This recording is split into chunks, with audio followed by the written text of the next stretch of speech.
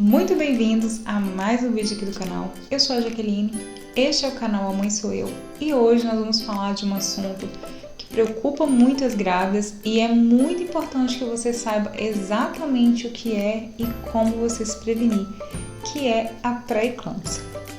Enquanto roda a vinheta, eu já peço você para se inscrever aqui no canal, já deixar o seu like, porque isso ajuda muito a divulgar o vídeo. Roda a vinheta, Adriano.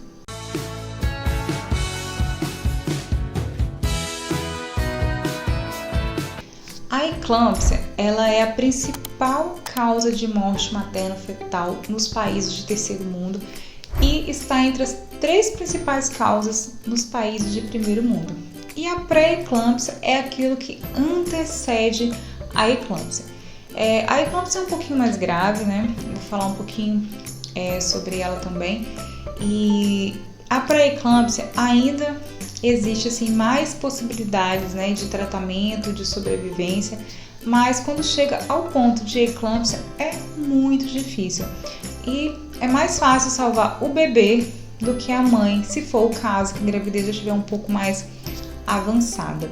A pré-eclâmpsia ela começa com um quadro de picos de pressão, picos elevados de pressão na gestante. Apesar de muitos estudos, a respeito do problema, ainda não conseguiu se definir o que realmente causa a pré-eclâmpsia, a eclâmpsia, existem alguns estudos que rondam em torno de que existe sim uma questão do DNA. Porque algumas mulheres elas tiveram filhos com determinado parceiro e tiveram a pré-eclâmpsia e depois em um outro relacionamento não tiveram.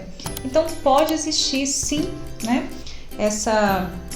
um fator aí de risco nesses DNAs, porém não existe exame. Não existe como você e seu parceiro ir lá fazer um exame para saber se os dois juntos tiverem um filho, se vai ter a pré-eclâmpsia. Então é sorte. Não tem como a gente saber se o parceiro que a gente está, você vai ter esse problema ou não.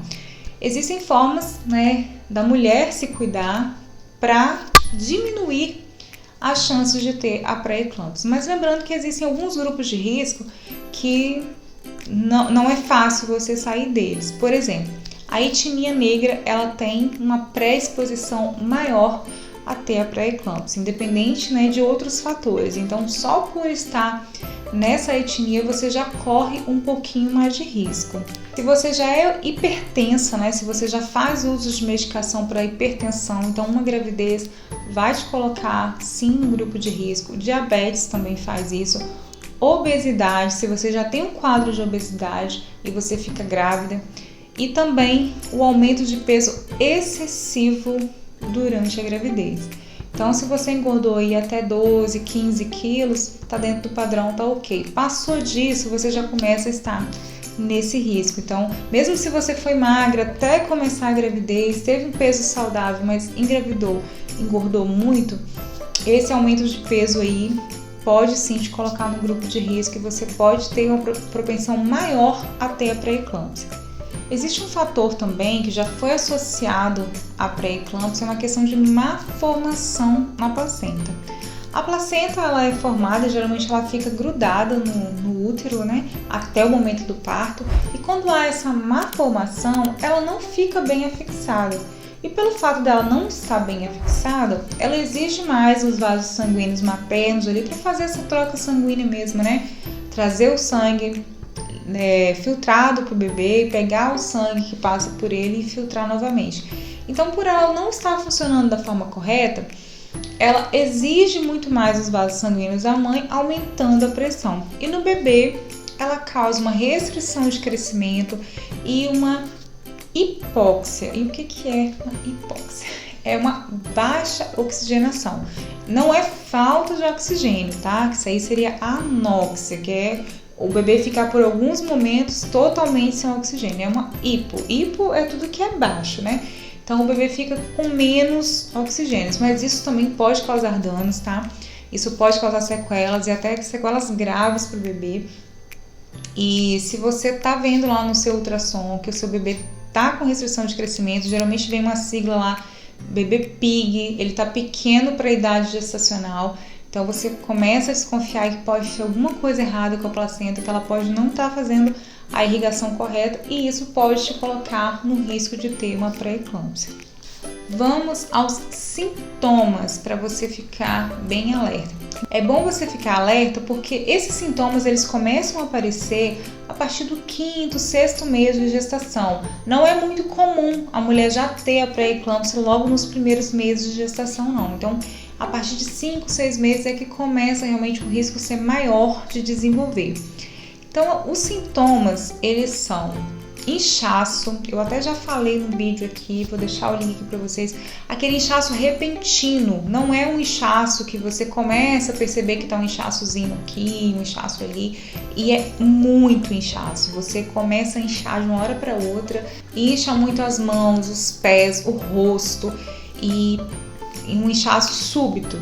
E muitas coisas que você faz para diminuir esse inchaço não melhora, você pode repousar, você pode tomar bastante água, que ele não vai melhorando. Então, se você tiver esse inchaço aí repentino, persistente e tiver nessa fase de gravidez, já é importante você entrar em contato com o seu médico imediatamente. E se você não tem essa possibilidade, por talvez estar tratando pelo SUS, você vai a uma maternidade. E não sai de lá sem fazer um exame, sem fazer lá a triagem da sua pressão, não aceita ninguém te mandar para casa porque a pré-eclâmpsia ela é muito grave.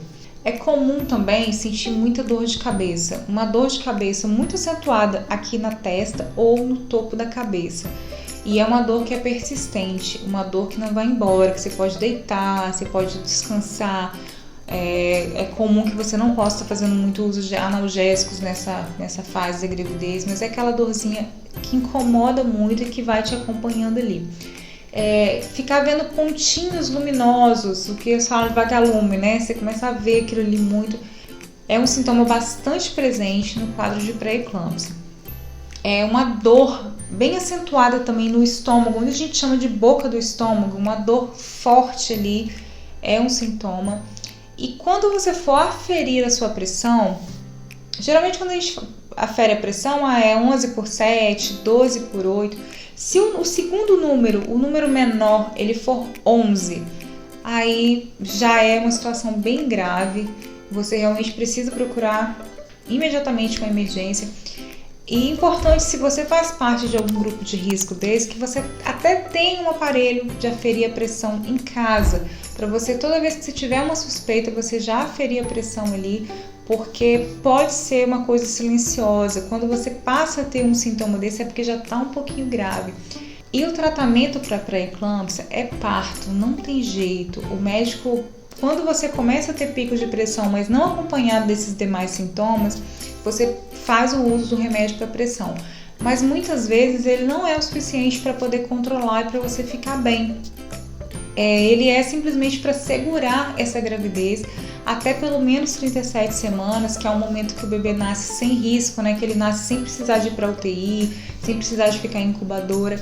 Mas o tratamento é o parto. A pressão ela não abaixa, a pressão não volta ao normal enquanto está grávida. Enquanto você está nesse quadro aí de pré-eclâmpsia, não cura se não tiver o parto. Então segue à risca mesmo a orientação do médico. Tome a medicação que foi passada, sal e açúcar, esquece, não deve se consumir, porque ambos podem ajudar a piorar o quadro. E a gente está falando de uma coisa muito grave. Quando evolui para eclâmpsia, é muito difícil a mulher conseguir sobreviver, porque a pressão ela sobe tanto que ela pode levar a convulsões e até mesmo um AVC. Então, se o bebê ainda não conseguir sobreviver aqui fora, é muito difícil salvar tanto mãe quanto filho. Mas se a gravidez estiver um pouco mais avançada, muitas vezes é feita uma cesárea de emergência e consegue se salvar a criança, mas infelizmente a mulher nem sempre é possível. E realmente é um dos casos onde mais ocorre óbito materno. Ainda padecemos disso, né?